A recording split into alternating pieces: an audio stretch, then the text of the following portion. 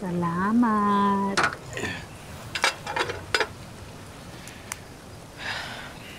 Sorry pala dun sa balat ng mga candy ko.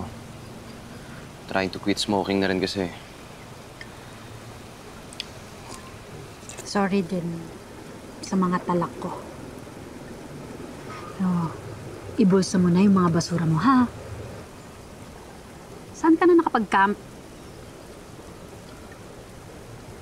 Well, last month galing akong Apo. Naakyat ko na rin ng Pulag, syempre. Makulot, giting-giting, umuyaw, diba? Makiling. Ayan, nakailan na rin. Ikaw, first time mo, di ba? Ano mo advice ko sa'yo, susubukan mo next. Balagbag. Yun, malapit sa Manila yun.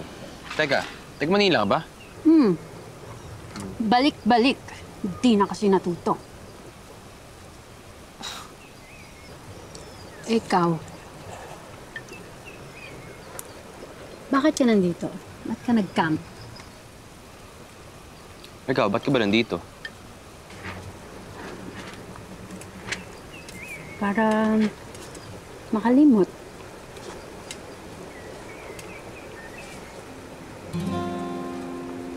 Don't tell me, ikaw din. Alam mo, hindi ko maintindihan kung bakit pinapatulan niyo yung thought na yan. Alin? Ayan, yung para makalimot. May problema ba doon? Bakit? Pwede ka naman makalimot kahit nasa bahay ka lang, ah. Hindi mo naman kailangan pumunta ng kung ano-anong bundok, magdagat, yan, Baguio, Sagada. Masyado kasi kayo naniniwala sa mga pinapanood ninyo.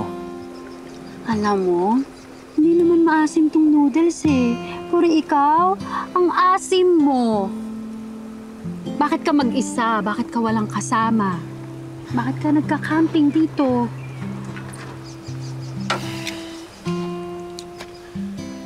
Siguro...